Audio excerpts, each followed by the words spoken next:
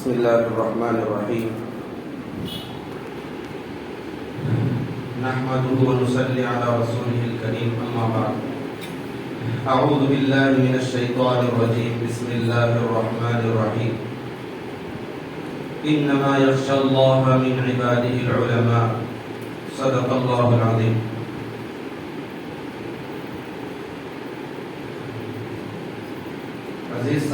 عزیز ساتھیوں اور دوستوں،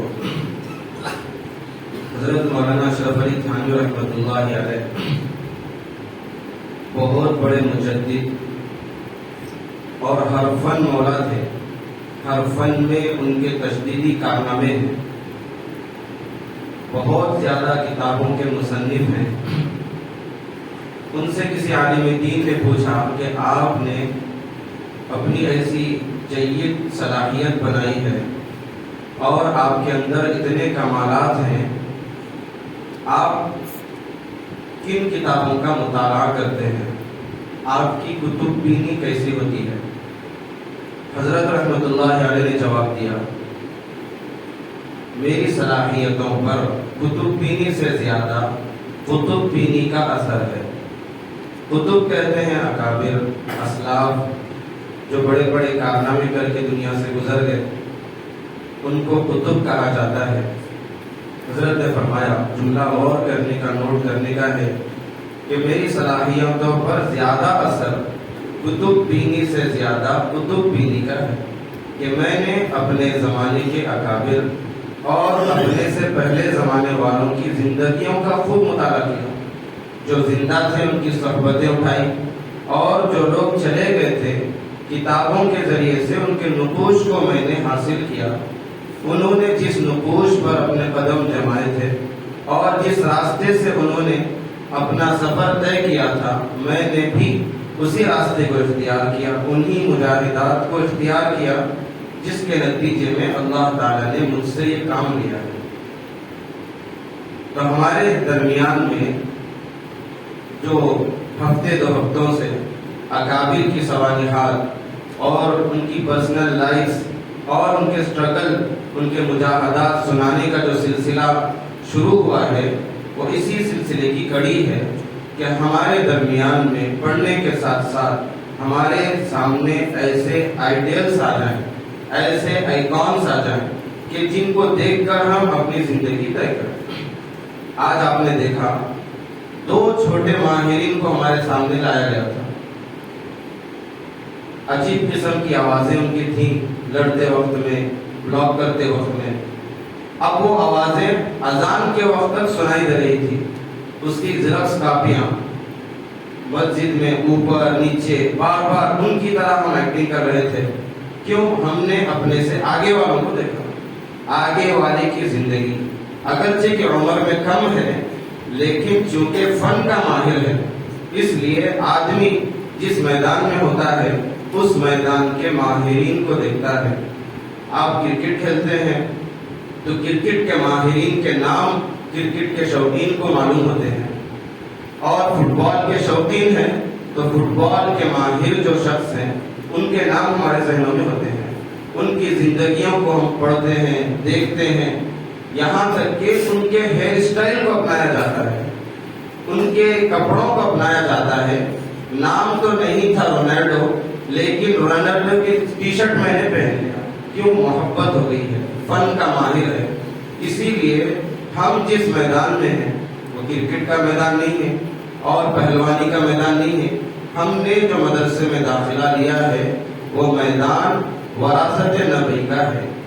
وراثت نبوی، اللہ کے نبی صلی اللہ علیہ وسلم کے علماء وارث ہوتے ہیں. ہر چیز کے وارث ہوتے ہیں، علم کے وارث ہوتے ہیں، عمل کے وارث ہوتے ہیں. اسی طریقے سے دعوت کے تبلیغ کے ماہر ہوتے ہیں، سیاست کے ماہر ہوتے ہیں. آپ نے جتنے بھی اسلاف کا تذکرہ سنا ہے، آپ نے ان کو ان کی زندگیوں میں اکثر سنا ہوگا کہ وہ تعلیم کے ساتھ ساتھ فلاح کام میں بھی نمایاں تھے.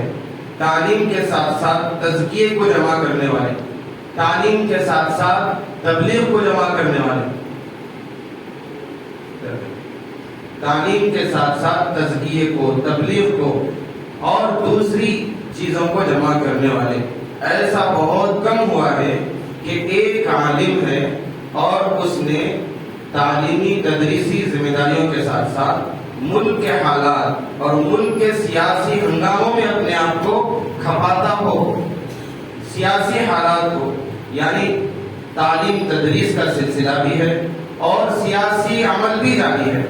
سیاسی عمل بھی جاری ہے.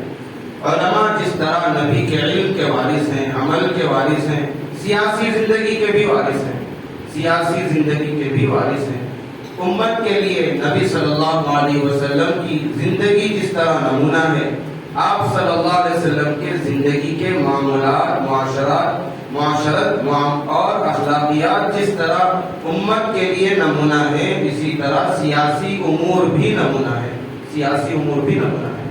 اسلام سیاست سے روکتا نہیں ہے. سیاست اسلام سے الگ کوئی چیز نہیں ہے. اسلام سے الگ کوئی چیز نہیں ہے. سیاست اسلام میں داخل ہے اور اسلام رہبانیت کی، گوشہ نشینی کی، کونا پکڑنے کی تعلیم نہیں دیتا ہے. اسلام چاہتا ہے کہ اسلام کو ماننے والا اسمبلیوں میں گرجے اور اسمبلیوں میں انصاف کو قائم کرے، ایوانوں میں تہلکہ مچا دے اور حق کے لیے لڑنے والا بنے. حضرت داؤد علیہ السلام سے اللہ تعالیٰ نے کہا، یا داؤد انا جعلناک خلیفۃ فی الارض، اے داؤد ہم نے تمہیں زمین میں خلیفہ بنایا ہے. فاحکم بین الناس بالحق، لوگوں کے درمیان انصاف نافذ کرو. علماء کی ذمہ داری سیاست کی ذمہ داری بھی ہے. جتنے بھی ہم نے اکابرین کا تذکرہ سنا ہے، سن رہے ہیں، وہ بالواسطہ یا بلا واسطہ حضرت شیخ الہند محمود حسن دیوبندی رحمۃ اللہ علیہ کے شاگرد ہیں. آپ نے جتنے بھی اکابرین کا تذکرہ سنا ہے اساتذہ کے ذریعے، ان میں سے اکثر حضرت شیخ الہند رحمۃ اللہ علیہ کے شاگرد. حضرت شیخ الہند رحمۃ اللہ علیہ رجال ساز شخصیت تھی. رجال ساز، آدمی کو بنانے والی. ان کے شاگردوں میں حضرت مولانا الیاس صاحب رحمۃ اللہ علیہ، ان کے شاگردوں میں حسین احمد مدنی رحمۃ اللہ علیہ، شفیع عثمانی دیوبندی رحمۃ اللہ علیہ، شبیر احمد عثمانی رحمۃ اللہ علیہ، جتنے بھی اکابرین کا آپ سن رہے ہیں تذکرہ،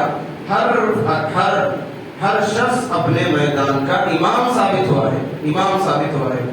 ان میں سے ایک شخصیت ہے جن کے اندر اللہ تبارک و تعالیٰ نے بہت زیادہ متضاد چیزوں کو جمع کر دیا تھا. متضاد چیزیں جن کا کبھی اجماع نہیں ہوتا، جن میں کبھی جوڑ پیدا نہیں ہوتا. اللہ پاک نے ایسی شخصیت کو پیدا کیا اور شیخ الہند رحمۃ اللہ علیہ کی شاگردیت سے ایسے آدمی کو نکالا، پیدا کیا جن کے اندر ایسے کمالات تھے کہ ایک وقت میں مفتی اعظم ہے. مفتی اعظم بہت بڑی بات، پچھلے زمانے کا لقب مفتی اعظم، بہت بڑا لقب. ایک جگہ مفتی اعظم ہے اور دوسری جگہ مجاہد آزادی ہے، آزادی کے لیے لڑنے والے. آپ نے 15 اگست 26 جنوری کے موقع پر اسکولوں کے باہر کرسی پر، ٹیبل پر اور پوسٹروں میں بہت سارے فریڈم فائٹرز اور آزادی کے لیے لڑنے والے مجاہدین کے تصویریں آپ نے دیکھی ہوں گے، تقریروں میں نام سنے ہوں گے. لیکن یہ ایسا زمانہ ہے کہ ہمارے اکابر کے تذکرے سے ہمیں محروم رکھا جا رہا ہے تاکہ یہ لوگ ان کی نقل مار کر، ان کے نقش قدم پہ چل کر پھر سے ملک پر اپنا قبضہ نہ جمائیں. اس لیے آپ کو محروم رکھا جاتا ہے حضرت شیخ الہند کے تذکرے سے، حضرت مولانا شبیر احمد عثمانی کے تذکرے سے، حضرت حفظ الرحمان سیواری کے تذکرے سے، حضرت مفتی کفایت اللہ دہلوی رحمۃ اللہ علیہ کے تذکرے سے. اس لیے آج گوشہ ہو کر سنیں، کان کو کھڑے کر سنیں ایسے اکابر کا تذکرہ جن سے ہمیں کاٹ دیا گیا ہے، جن کی وجہ سے آزادی ہوئی ہے. 15 اگست کا تحفہ انہی کی وجہ سے ملا ہے. حضرت مولانا مفتی کفایت اللہ دہلوی رحمۃ اللہ علیہ، ان کے بارے میں مذاکرہ ہے. حضرت کی پیدائش سن 1292 ہجری میں ہوئی. 1292 ہجری میں شاہجہاں پور کے محلے زئی میں ہوئی. شاہجہاں پور حضرت دہلوی کے نام سے مشہور ہیں، اس لیے کہ آپ نے اپنا تمام مجاہدہ دہلی میں جا کر کیا تھا. پیدائش شاہجہاں پور کی ہے اور آپ محلہ زئی میں شاہجہاں پور کے ایک محل میں پیدا ہوئے۔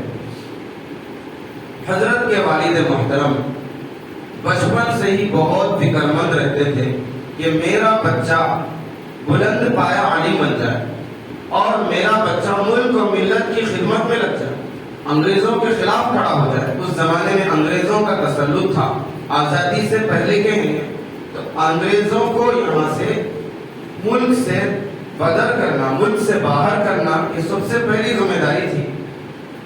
حضرت کے والد صاحب رحمۃ اللہ علیہ، ان کا نام عنایت اللہ ابن فیض اللہ ہے، عنایت اللہ ابن فیض اللہ۔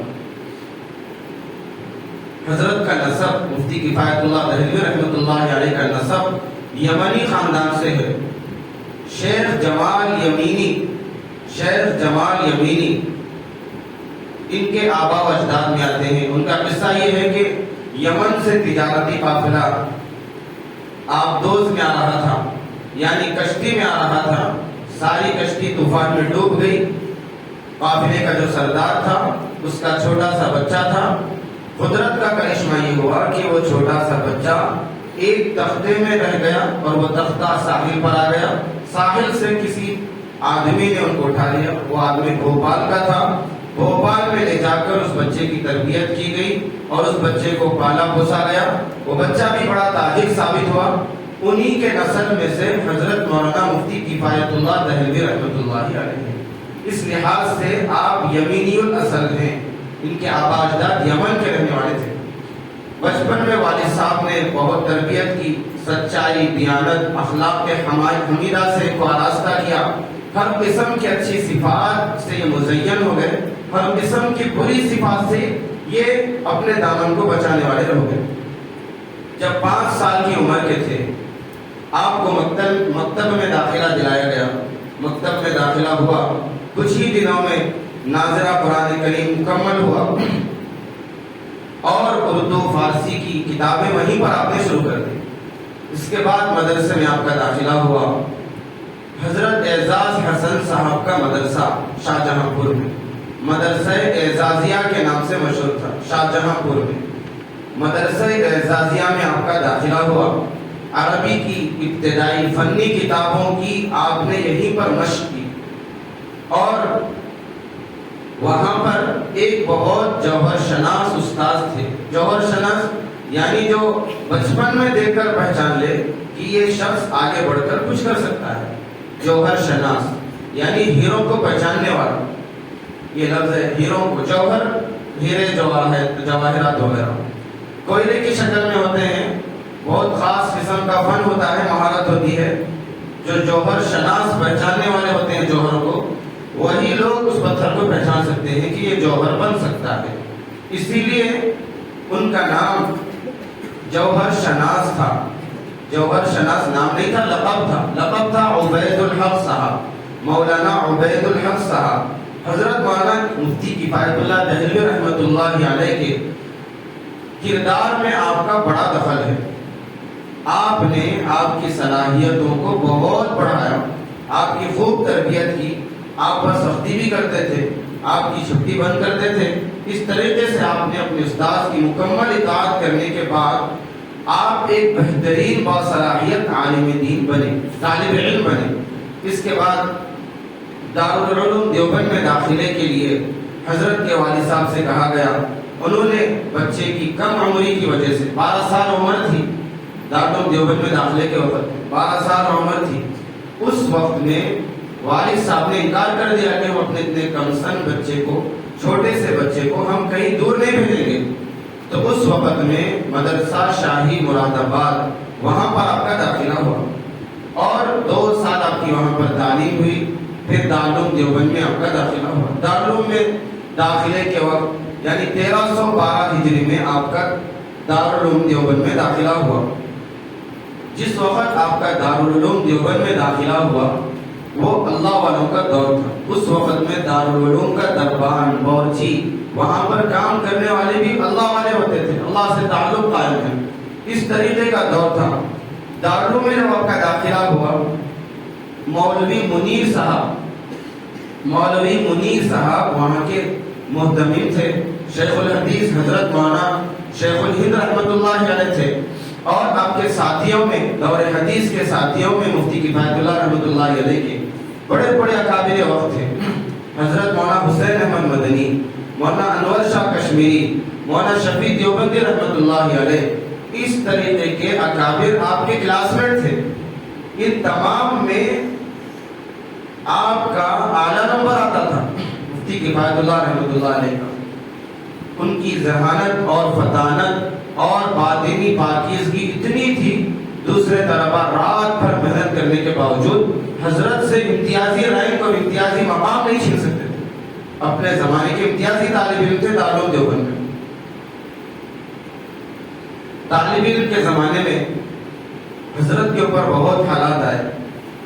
آپ کے والد بہت نادار تھے، غریب تھے، خرچے کے لیے پیسے نہیں دیا کر سکتے تھے، اور نہ ہی کسی کی کفالت گوارا کرتے تھے۔ اتنے غیور تھے کہ کوئی مدد کے لیے آتا تو انکار کر دیتے تھے۔ طالب علم کے زمانے میں آپ نے اپنا خرچہ نہ امامت کیا، نہ کہیں ٹیوشن پڑھایا، نہ کسی قسم کا کاروبار کیا۔ اپنا خرچہ چلانے کے لیے آپ روزانہ 2 ٹوپیاں بنتے تھے اپنے ہاتھ سے، فارغ اوقات میں، کلاس کے اوقات میں نہیں، فارغ اوقات میں ٹوپیاں بنتے تھے، اور اس ٹوپی کو 2 روپے میں بیچا جاتا تھا۔ اس طریقے سے آپ کے پاس پیسے آتے تھے۔ اس طریقے سے آپ نے طالب علمی زندگی کو طے کیا ہے۔ دارالعلوم دیوبند سے فراغت سن 1315 ہجری میں ہوئی۔ اس وقت آپ کی عمر 22 سال عمر تھی۔ تمام علوم کو آپ نے حاصل کیا، 22 سال کی عمر تھی۔ اب آپ فارغ ہو گئے اور سلسلہ تدریس آپ نے شروع کیا۔ مدرسہ عین العلم نامی ایک مدرسہ ہے شاہجہاں پور میں۔ آپ کے وہ استاد جنہوں نے بچپن میں تربیت کی تھی، مولانا عبید الحق صاحب، انہوں نے اپنے طالب علم کو اپنے مدرسے میں رکھ لیا۔ وہاں پر صرف 15 روپے آپ کی تنخواہ تھی، 15 روپے تنخواہ تھی۔ 15 روپے تنخواہ میں آپ درس و تدریس کا کام انجام دیتے تھے، انتظامی امور کو نمٹتے تھے، اور آفس کے کام ہیں، کتب خانے کے کام ہیں، سب سے بڑھ کر فتویٰ نویسی کا کام۔ آپ کا فتویٰ بڑا محقق اور مدلل ہوتا تھا۔ 5 سال تک آپ نے اس مدرسے میں خدمت کیا۔ اس کے بعد ایک مدرسہ، دہلی کا سب سے بڑا مدرسہ، مدرسہ امینیہ ہے۔ مدرسہ امینیہ، جس طرح ہمارے حیدرآباد میں سب سے بڑا مدرسہ دارالعلوم حیدرآباد کے نام سے ہے، اسی طریقے سے دلی کا سب سے بڑا مدرسہ مدرسہ امینیہ مولوی امین الدین صاحب کا تھا۔ وہ بھی آپ کے ساتھی تھے پڑھنے کے زمانے کے۔ اس مدرسے میں بڑے بڑے اکابر پڑھاتے تھے۔ مولانا انور شاہ کشمیری رحمۃ اللہ علیہ پڑھاتے تھے۔ حضرت مولانا انور شاہ کشمیری رحمۃ اللہ علیہ سن 1320 ہجری میں کسی عذر کی وجہ سے کشمیر چلے گئے۔ مدرسے میں بہت بڑا خلا پیدا ہو گیا، بہت بڑے عالم نکل گئے۔ تو مولوی امین الدین صاحب نے مولانا کفایت اللہ رحمۃ اللہ علیہ کو شاہجہاں پور کے مدرسہ عین العلم سے اپنے مدرسہ امینیہ دہلی کو بلا لیا، اور وہاں پر آپ کو 20 روپے تنخواہ پر رکھا گیا، اور وہاں پر بہت ساری چیزیں تھیں آپ کے ذمے۔ سب سے پہلے فتوے کا کام تھا اور آفس کی ذمہ داریاں تھیں۔ اسی طریقے سے درس و تدریس، فقہ اور حدیث کی بڑی بڑی کتابیں آپ کے سپرد کی گئی تھی۔ پھر مولوی امین الدین صاحب کا انتقال ہو گیا جو مدرسے کے سرپرست تھے، تو دلی کے بڑے بڑے حضرات اور شیخ الہند رحمۃ اللہ علیہ نے اتفاق سے مفتی کفایت اللہ رحمۃ اللہ علیہ کے ذمے مدرسے امینیہ کو کر دیا۔ وہ مدرسے امینیہ کے سرپرست بن گئے۔ اس موقع پر مدرسے کے جب وہ سرپرست بنے، اس کے بعد مدرسے نے جو ترقی کی ہے کہ اس مدرسے میں پڑھنے والے بڑے بڑے حضرات ساری دنیا میں پھیلے ہوئے ہیں۔ آپ کے شاگرد جو تھے، مدرسے امینیہ اصل ٹھکانہ تھا حضرت کا دینی خدمات کے لیے۔ 50 سال تک آپ نے تقریباً مدرسے امینیہ میں خدمات انجام دی ہے، اور وہاں پر آپ کے پاس بڑے بڑے لوگوں کے فتوے آتے تھے، دور دراز سے، ہندوستان، پاکستان، بنگلہ دیش، ایشیا کے دور دور کے ممالک سے مفتی صاحب کے پاس فتوے استفسار کے لیے آتے تھے۔ آپ بہت ہی محقق مدلل بات کرتے تھے، تو آپ مفتی اعظم کے نام سے مشہور ہو گئے تھے۔ سارے ہندوستان میں، سارے ایشیا میں مفتی اعظم کہلاتے تھے۔ مدرسے کے قیام کے دوران میں قادیانیت کا دور تھا، قادیانیت کی جڑیں مضبوط ہو رہی تھی اور قادیانی فرقہ ہر طرف مسلمانوں کے بھیس میں پھیل رہا تھا۔ جس طرح اس زمانے میں شکیل بن حنیف نامی فتنہ ہے، تبلیغی حضرات کے بھیس میں پھیل رہا ہے۔ تبلیغی حضرات لوگ سمجھتے ہیں کہ تبلیغی جماعت ہے، لیکن اصل میں فتنہ شکیلیت ہے۔ اسی طرح قادیانیت کا بھی فتنہ تھا جس کو لوگ سمجھ نہیں سکتے تھے۔ حضرت مولانا مفتی کفایت اللہ رحمۃ اللہ علیہ نے رسالہ برہان البرہان نامی رسالے کے ذریعے سارے ملک میں اور سارے ایشیا میں رسالہ پہنچایا، جو ہر ماہ شائع ہوتا تھا۔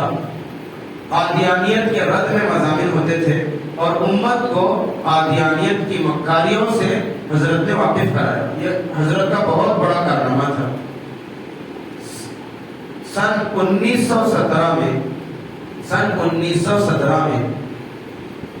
ملک کے اندر بہت ہی انتہائی نازک حالت پیدا ہو گئی تھی انگریزوں کی طرف سے تو بہت نازک حالت پیدا ہو گئی تھی۔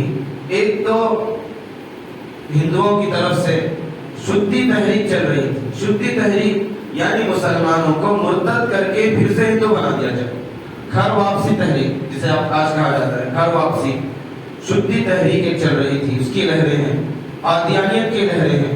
تیسری جانب انگریزوں کا ظلم ہے، انگریزوں کی سامراجیت اور ان کی غلامی کی زنجیروں میں ہندوستان کے سارے لوگ جکڑے ہوئے تھے۔ اس لیے حضرت نے اور اس وقت میں مسلمانوں کی نمائندہ کوئی تحریک نہیں تھی، مسلمانوں کی نمائندہ تحریک یعنی مسلمانوں کی کوئی سیاسی پارٹی نہیں تھی۔ ایک پارٹی تھی جس کا نام مسلم لیگ تھا، مسلم لیگ۔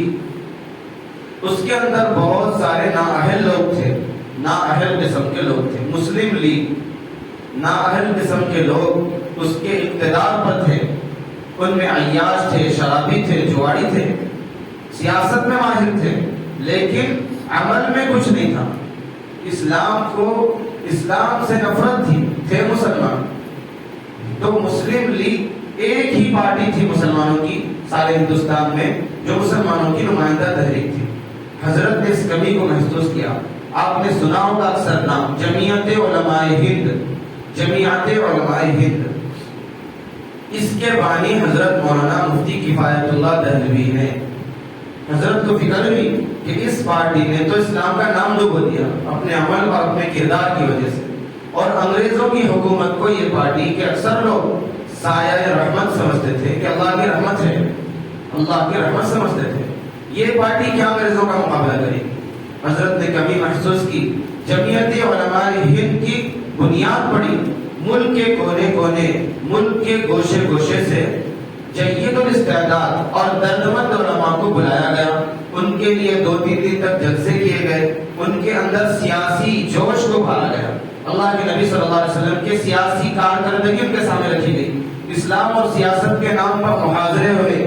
حضرت نے بہت محنت کی، چنانچہ علماء کے اندر جو سیاسی جوش ہے وہ ابھرا اور بلند ہوا، جس کے نتیجے میں ایک مشورہ ہوا جس میں ایک پارٹی قائم کرنے کی رائے قائم ہوئی کہ ایک علماء کی پارٹی قائم کی جائے جس میں کوئی غیر جاہل اہمیت بھی نہ ہو، جمعیت علماء ہند اس کا نام رکھا گیا، جو مسلمانوں کی قیادت کر سکے۔ جمعیت علماء ہند یہ سن 1919 میں قائم ہوئی، سن 1919 میں اس کی بنیاد پڑی۔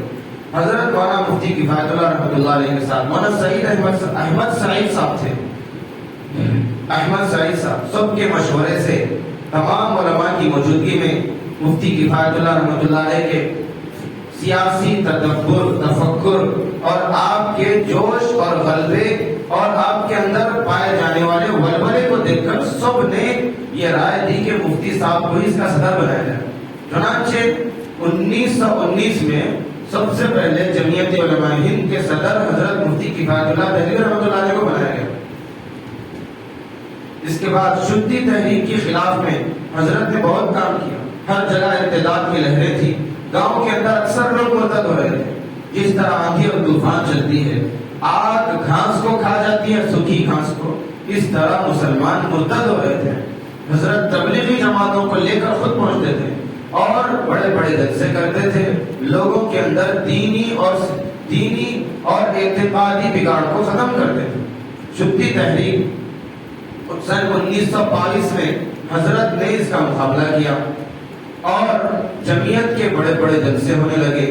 جمعیت کے بڑے بڑے جلسوں میں حضرت سب سے آگے ہوتے تھے، مفتی صاحب رحمۃ اللہ علیہ، اور ایسے بیان دیتے تھے، ایسے بھڑکاؤ اور ایسے بغاوتی بیان دیتے تھے۔ بغاوت اس وقت جائز اور اس وقت کا مجاہدہ انگریزی حکومت کے خلاف بغاوتی بیان، بھڑکاؤ بیان، ایسا پر اثر بیان، جو پولیس والے آپ کو گرفتار کرنے آئے ہیں، آپ کے قابل ہو چکے ہیں، آپ کے قائل ہو چکے ہیں، آپ کی تحریک میں شامل ہو چکے ہیں، گرفتار کرنے والے اور CID لوگ جو بیان ریکارڈ کر کے جاتے ہیں، ٹیپ پہ ریکارڈ ہونے سے پہلے دل میں ایسے ریکارڈ ہو گیا کہ اسلام قبول کر چکا ہے۔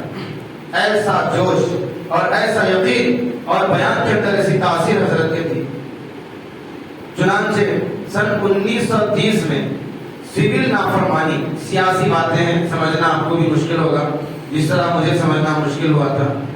سول نافرمانی، اس کی اگر ہم یہ کیا چیز ہے اس کو بتانے لگے تو دیر ہو جائے۔ سول نافرمانی کے نام سے حضرت نے جیل بھرو آندولن کو شروع کیا، یعنی حکومت کی خلاف ورزی، حکومت کی نافرمانی۔ ہم آپ کی بات نہیں مانیں گے، کھڑے ہو جائیں گے، جس طرح طلبہ میں پایا جاتا ہے بعض اوقات، کھڑے ہو جائیں گے روڈ پر، پروٹیسٹ کریں گے۔ اس پروٹیسٹ کے جرم میں حضرت کو سن 1930 میں گرفتار کیا گیا اور آپ کو 6 مہینے کے لیے گجرات جیل میں بھیج دیا گیا۔ 6 مہینے کے لیے ضلع مجسٹریٹ دہلی نے جو آپ کو سزا سنائی تھی وہ یہ کہ آپ کو 6 مہینے کے لیے بامشقت ایک کلاس جیل میں بھیج دیا جاتا ہے۔ بہت زیادہ تکلیف اس میں دی جاتی ہے، 6 مہینے تک روز پٹائی ہوتی، ایسی جیل میں آپ نے 6 مہینے گزارے۔ دوسری مرتبہ جب گولڈ بیس کانفرنس گاندھی جی نے شروع کی تھی سن 1931 کے اندر، اس کی ناکامی ہوئی، گاندھی جی کی گرفتاری ہوئی، اس کے خلاف جمعیت علماء ہند کھڑی ہوئی اور جامع مسجد شاہجہاں پور میں اور اس کے صحن اور اس کے باہر میں ایک بہت بڑا جلوس جمع کیا گیا، اس کا اعلان کیا گیا۔ جب حکومت نے دفعہ 144 لگائی تھی، دفعہ 144 جس طرح لاک ڈاؤن ہوتا ہے، کوئی باہر نظر نہیں آئے گا، جو بھی نظر آئے گا اس کی پٹائی ہوگی، اسے کہتے ہیں دفعہ 144۔ 1 سے 2 آدمی 3 آدمی ایک جگہ جمع ہو جائیں، سب کو گرفتار کیا جاتا ہے، اگرچہ کہ آپ مشورہ کرنے کے لیے جمع ہوئے ہوں، اگرچہ کہ سلام کلام کر رہے ہوں، لیکن گرفتار کیا جاتا ہے۔ اسے کہتے ہیں دفعہ 144۔ ایک دفعہ 144 نافذ تھی جمعہ کی نماز کے بعد، نمازیوں کی تعداد پر بھی پابندی تھی کہ جس طرح لاک ڈاؤن میں تھا کہ اتنے ہی نمازی آئیں گے۔ اعلان کیا گیا، اشتہارات چھاپے گئے، سب جگہ بات پہنچائی گئی، حکومت کی نافرمانی کرنی ہے، حکومت کی نافرمانی کرنی ہے۔ 1 لاکھ سے زائد لوگ جمع ہوئے جامع مسجد شاہجہاں پور میں۔ وہاں پر حضرت نے خطرناک بیان کیا، اتنا خطرناک بیان کیا کہ لوگ تیار ہو چکے تھے انگریزوں کی گردنیں اڑانے کی۔ ایسا آپ نے بیان کیا، چنانچہ پولیس والوں نے، انگریزی سامراجیت والوں نے لاٹھی چارج شروع کر دی، ہزاروں لوگ زخمی ہو گئے، کئی لوگ ہلاک ہو گئے۔ حضرت مفتی صاحب کو بہت ہی پلاننگ سے گرفتار کیا گیا اور ان کو عدالت میں پہنچایا گیا۔ عدالت میں پھر سے 18 ماہ کی بامشقت 1 لاکھ سزا سنائی گئی، ملتان جیل ان کو اس وقت بھیجا گیا۔ کل حضرت نے 2 سال جیل میں کاٹے ہیں، بامشقت سزا 2 سال کاٹے ہیں۔ حضرت جمعیت کی جب صدارت کر رہے تھے اس وقت میں مدرسہ امینیہ میں آپ قیام کرتے تھے۔ مدرسہ امینیہ جمعیت کا مرکز بنا ہوا تھا اور مدرسہ امینیہ کا دفتر یعنی آپ کا کمرہ وہ جمعیت کا دفتر بنا ہوا تھا۔ ایک چھوٹا سا کمرہ تھا جس کے اندر مختلف کام حضرت کرتے تھے۔ دارالاہتمام بھی وہ تھا، محتمم صاحب کا دفتر، دارالمحاسبی، حضرت خود حساب کتاب انجام دیتے تھے مدرسے کا۔ اسی طریقے سے جمعیت کا آفس، شدی تحریک کے خلاف ورزی کا آفس، مختلف جہاد سے آپ حضرت خدمت کرتے تھے آپ جب جمعیت کے صدر بنے 20 سال تک صدر رہے، سن 1919 سے لے کر سن 1939 تک۔ ان 20 سالوں میں کبھی مدرسے میں آپ کے درس کا نامہ نہیں ہوا، درس کا نامہ نہیں ہوا۔ بڑی مطالعے کے ساتھ اور بڑے انہماک کے ساتھ درس دیتے تھے۔ نہ ہی آپ کے دارالافتاء میں سیاسی تحریکات میں شریک ہونے کی وجہ سے، سوائے ان 2 سال جیل میں گزارنے کی مدت کے، نہ کبھی کوئی درس نامہ ہوا ہے اور نہ ہی آپ کے دارالافتاء میں کوئی مسئلہ اٹکا ہے۔ ہر جواب محقق، مدلل اور فوری دیا کرتے تھے، جس کی وجہ سے سارے دنیا میں آپ کا نام مفتی اعظم کے نام سے مشہور تھا۔ آپ اتنے بڑے مفتی، اتنے بڑے مجاہد تھے، 2 چیزوں کو اللہ نے ان کی زندگی میں جمع کر دیا تھا، 2 متضاد چیزیں، ایک تو سادہ زندگی، دوسرا سیاسی زندگی۔ جو سیاست میں جاتا ہے کپڑے بدل جاتے ہیں، اخلاق، عادات اور ادوار بدل جاتے ہیں، گاڑیاں بدل جاتی ہیں، بات کرنے کا لہجہ بدل جاتا ہے، لیکن حضرت مفتی صاحب میں حد درجے کی انکساری عاجزی تھی، ایسی عاجزی، ایسی انکساری۔ جب آپ جیل میں تھے تو قیدیوں کے کپڑے سیا کرتے تھے اور قیدیوں کے کپڑے دھو کر دیا کرتے تھے، اور درس و تدریس کا ایسا شوق ہے، بعض قیدیوں کو 10 پارے حفظ کرا چکے تھے۔ اخلاقی قیدیوں کی بات کی جا رہی ہے، جو زنا کر کے آیا ہے، جو مرڈر کر کے آیا ہے، جو گھر جلا کر آیا ہے، جو ڈکیتی کے جرم میں آیا ہے، حضرت نے ان کی ایسی تربیت کی جیل کے اندر کہ ان میں سے بعض حافظ بننے کے قریب ہو گئے، اور تجوید کا علم سکھایا اور بہت کچھ سکھایا۔ اور آپ کے اندر ایسی عاجزی تھی، آخری عمر میں آپ کی ایک بیٹی تھی، ان کو ٹی بی کی بیماری تھی، خون کی الٹیاں ہوتی ہیں اور خون کے لیٹرین آتے ہیں، ایسے میں اپنے بیٹی کے نجاست آلودہ کپڑے آپ اپنے ہاتھ سے دھو کر دیتے تھے، جب آپ جمعیت کے صدر تھے اور پوری دنیا میں مفتی اعظم کے نام سے مشہور تھے۔ ایسی عاجزی آپ کے اندر، اور سیاست کے سب سے بڑے لیڈر، آپ اندازہ نہیں لگا سکتے، گاندھی جی کے خطوط پڑھیے، گاندھی جی نے سیاسی مشورے حضرت کفایت اللہ، مفتی کفایت اللہ دہلوی سے لیے ہیں۔ بہت ساری چیزوں میں حضرت کے مرید تھے گاندھی جی، سیاسی امور میں۔ محمود الحسن رحمۃ اللہ علیہ، شیخ الہند رحمۃ اللہ علیہ آپ کے استاذ ہیں، آپ خود کبھی سیاسی مسئلے میں اٹک جاتے، کہتے کہ مفتی کفایت اللہ کو بلاؤ، یہ مسئلہ ہو جائے گا۔ ایسی عاجزی، ایسی انکساری آپ کے اندر، ایسی بے نیازی تھی کہ جب بھی جمعیت کا کوئی سفر ہوتا اپنے جیب کے پیسوں سے خرچ کرتے تھے، دفتر سے پیسے نہیں لیتے تھے۔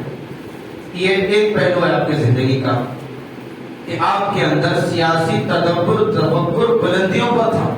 بڑے بڑے حضرات آپ کی سیاست کے سامنے عاجز تھے، بڑے بڑے سیاس آدمی ان کے سامنے فیل تھے۔ انہی کے قربانیوں کی وجہ سے آج ہم ملک میں آزاد زندگی گزار رہے ہیں۔ دوسری زندگی حضرت کی افتاء نویسی کی تھی، افتاء نویسی کی۔ آپ آفس میں دیکھیے، کفایت المفتی نام سے کتابیں، ایسی موٹی موٹی جلدیں ہیں، بڑی بڑی، اتنی بڑی جلدیں ہیں، 9-10 جلدوں میں ہیں۔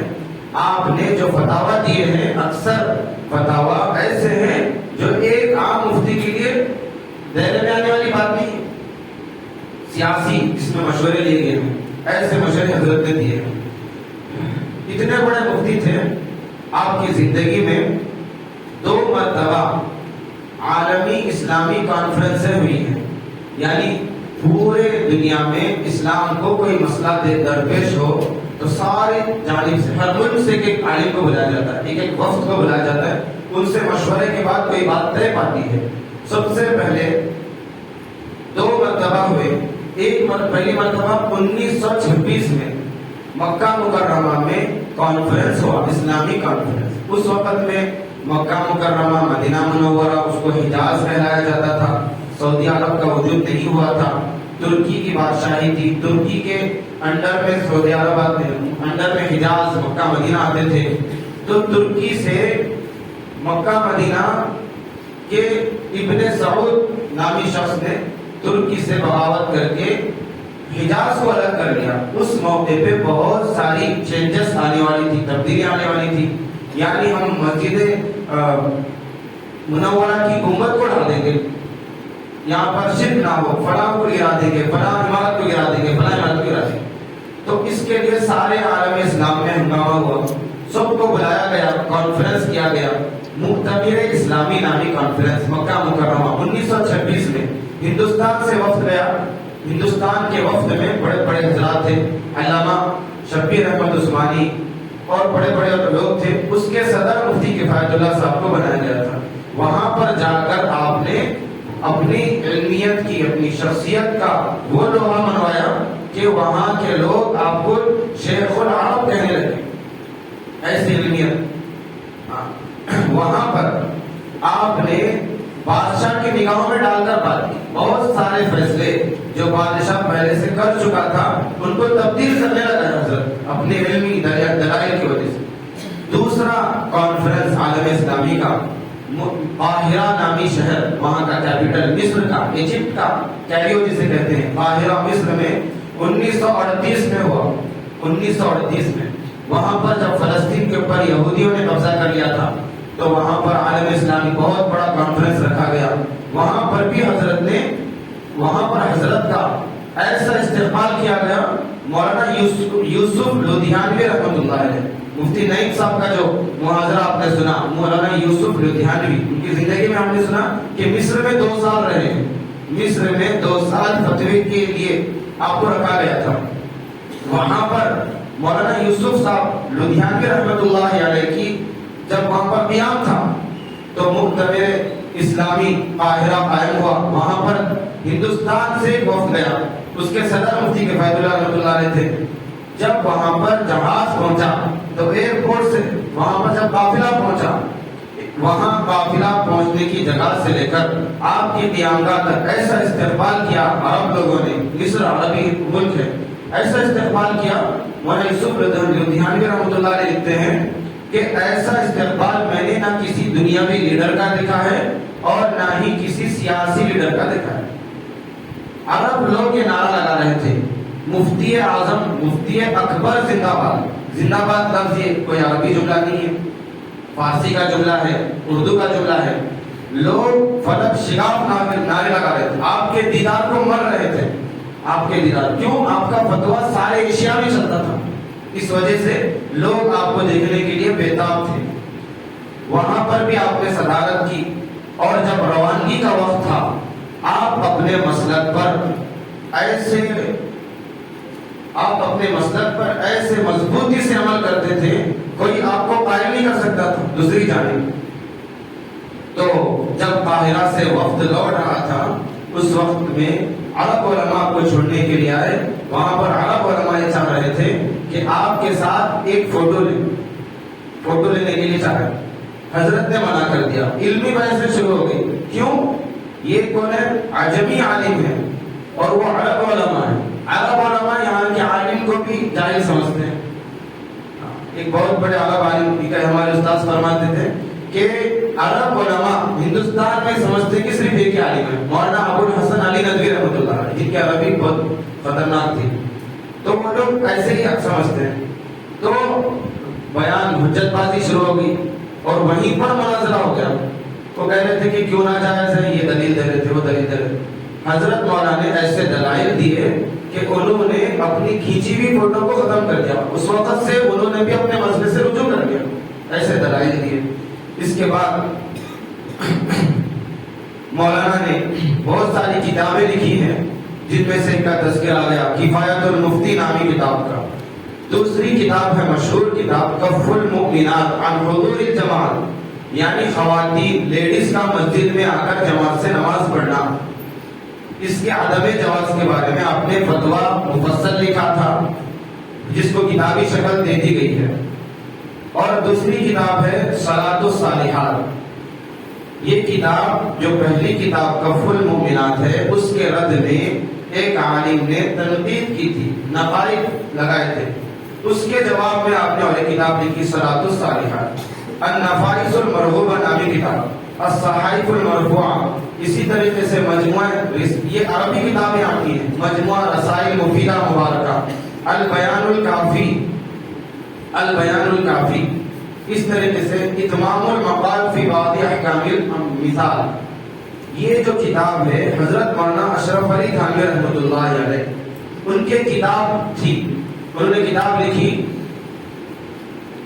اس کا نام تھا، نام یاد نہیں آ رہا، لیکن اللہ کے نبی صلی اللہ علیہ وسلم کے نالین مبارکہ کا نقش جو دکانوں میں ہم دیکھتے ہیں اس طریقے سے نالین کا نقش، اس سے برکت، اس کے فوٹو سے برکت حاصل کی جا سکتی ہے نہیں کی جا سکتی؟ مولانا اشرف علی تھانوی رحمۃ اللہ علیہ کتاب تھی کہ اس سے برکت حاصل کی جا سکتی ہے، اس کے رد میں اور اس کے عدم میں مفتی صاحب نے کتاب لکھی، مولانا اشرف علی تھانوی رحمۃ اللہ علیہ ان کے استاذ کے درجے میں تھے، اتمام المقال فی بعض احکام المثال۔ اس کے بعد مولانا تھانوی رحمۃ اللہ علیہ نے اپنے مسئلے سے رجوع کر لیا، اس فتوے سے رجوع کر لیا۔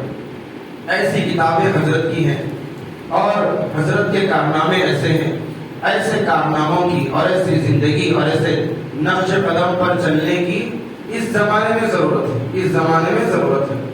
آج وہی حالات ہمارے سامنے ہیں جو حالات اس وقت کے تھے جس وقت حضرت مفتی کفایت اللہ رحمۃ اللہ علیہ پیدا ہوئے۔